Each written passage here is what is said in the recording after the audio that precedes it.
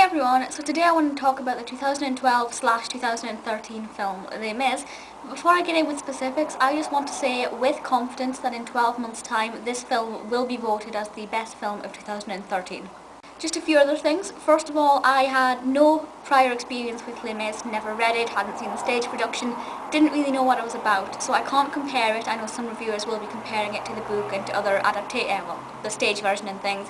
I can't do that, so I'm a first-time viewer of Les Mis, which means my opinions might be slightly different. And initially I had only gone to see it for Helena. You will know because of my little wrist baby that I absolutely love Helena, and that was the reason I went to see it initially. But by the end of it, she wasn't even the highlight. She was great, which I'll talk about soon, but it's just so much more than that. I'm so pleased that I did go and see it. So I'm not going to go into too much detail about the plot because it's a very complex plot. But basically, Jean Valjean breaks his parole to better his life. And even though he betters his life, he spends his whole life running from Javert, who is quite an interesting character, and I will talk about him in a moment. But not only is he running away from him and bettering his life at the same time, he also becomes responsible for Cosette, which means that he has even more to deal with. And the character of Cosette is very fascinating. We obviously see her in two different stages, which I'll talk about when I talk about the cast, which gives it more of a dimension. It's set in the kind of the early mid-19th century, which I love, in France, kind of during and around the Revolution and the Rebellion, which plays quite an important theme in it. So the plot is quite complex, but it's not that difficult to follow. I did think, the book itself is massive. It's a very complex, complicated plot if you're not paying full attention. Was I going to be able to keep up with it? Not a problem at all. The plot unfolds fantastically. It's very gripping, very enticing, and it's thoroughly enjoyable. So we'll go with the cast first of all, because the cast is one of the main selling points for this. Complete star-studded cast. Hugh Jackman as Jean Valjean is wonderful. I hadn't really seen him in anything else before this, but this was absolutely fantastic. I'm just like, your acting skills are phenomenal. So I love him in this. Russell Crowe as Javert is, I didn't think I was going to like him in this, but I really, really did, so I can't complain there. Anne Hathaway and Amanda Seyfried, I'm not really bothered about either of them in anything else they've done apart from Hathaway in The Princess Diaries. So I kind of thought, is that going to put me off a bit? Because while I don't dislike them, I'm not particularly drawn to anything they do. I don't really care. But you know what? I have become a fan of both of them after watching this, especially Anne Hathaway. Her performance is fantastic. A lot of people on my Facebook and a lot of people on my Twitter have been saying an Oscar for Anne Hathaway, and I can see that will happen. Les Mis is going to get a lot of awards, and a lot of them are going to go for Anne Hathaway because she's just phenomenal. The emotions that she is able to pluck out of you, and her rendition of I Dreamed a Dream, oh my goodness, it's just mind-blowing. She constantly brought the audience to tears. Absolutely sensational. Then we come to Sacha Baron Cohen and Helena Bonham Carter, who play Madame and Monsieur Thénardier, which was obviously the reason I was going to see it for Helena.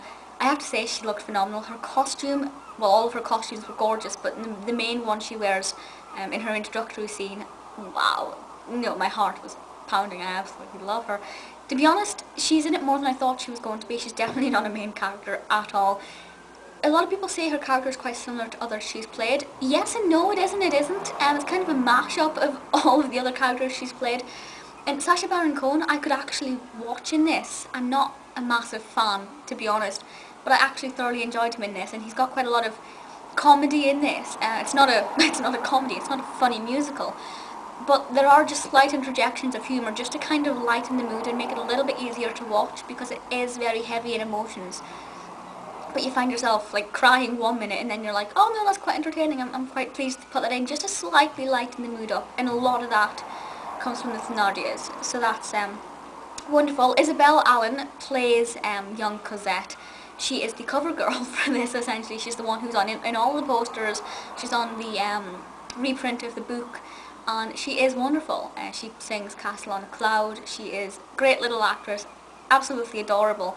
In the transition from young Cosette to young adult Cosette is great. I think the casting there is wonderful. And Daniel Huttlestone as well, you need to watch it just for him, if no other reason. I've never seen such a young actor with so much charisma and talent, and just a captivating presence on screen. He's wonderful. He's one of the highlights in this, I have to say. It's directed by Tom Hooper, who also directed The King's Speech, which is alright, I did enjoy it, but it wasn't fantastic. But the directing in this is phenomenal. The use of colour, the strength in a lot of the redness is obviously very important, and it's played expertly. Some really interesting point of view shots, a lot of really close-up shots, the pacing of the plot, the turning of a lot of the angles. There are certain scenes which I really want to talk about in depth, but I can't because it'll spoil it. But message me if you want to talk about specific scenes, I will happily do that. But there are certain scenes where you're just thinking that is exquisite. That could not have been done any better. It's absolutely phenomenal. And it just really brings out so much emotion in you. The directing is just fantastic, and it makes you become at one with the story, which is always good. Finally, we get to what could be considered the most important factor, the music. This is a musical, but to be honest, I didn't know that it was going to be all told in song, which may sound obvious, Amy, it's a musical, but if you think of my two favourite musicals, Mary Poppins and Sound of Music, there's a lot of dialogue in them with just songs every now and then. This is just music start to finish with maybe one or two lines spoken normally. So there are a lot of songs in this, so it's obviously important that vocally it's good, and there were a couple of moments where I kind of thought, that kind of hurt my ears slightly, but generally speaking, across the board, it was wonderful, really, really mind-blowing, talented here. I've written down a couple of my favourite songs just to kind of give you a taste of the ones that I particularly like, but really they're all brilliant. I Dreamed a Dream, as I said, was gorgeous. Look Down, which I think is the first song that we hear, is it? Could be wrong, but I think it is, which is quite addictive, and I've listened to it on YouTube a couple of times since watching this yesterday, and it's great. Castle on a Cloud, Red and Black, Bring Him Home, which I've loved for quite a long time. One More Day, and Do You Hear the People Sing. The last two there are quite important. One, Do You Hear the People Sing, is not on the soundtrack CD. What's that all about? It's it is probably my second favourite song in the whole thing. Why is it not on the CD? Slightly annoyed. But One More Day is just, I'm obsessed with that song. I woke up this morning singing that song. Not entirely sure why, I must have dreamed it or something, but I'm just obsessed with One More Day, and I absolutely love it. The music is just so addictive. Start to finish, Les Mis was fantastic. When I went to see it 12:30 on the 11th, which was the release day and one of the earliest screenings. And the audience stood up and clapped at the end. That's how fantastic it was. Clapping to a screen. Nobody benefits from those claps, but the atmosphere was just really kind of weird in a really good way. It's best film, one of the best films I've ever seen, certainly the best film so far of 2013, and as I said at the beginning, truly believe that this will be the best film of 2013 overall. It will take a lot to beat it. I'm glad Helena is in it because that was why I went to see it. So thank you, Helena, for being in this. But it's phenomenal. There are some negative reviews going around, one particular on the Independent, but ignore it. Just go and see this. You need to witness the atmosphere. You need to go, and your life will not be complete without it. Please feel free to leave comments and let me know your thoughts, and I'll see you all next time. Bye.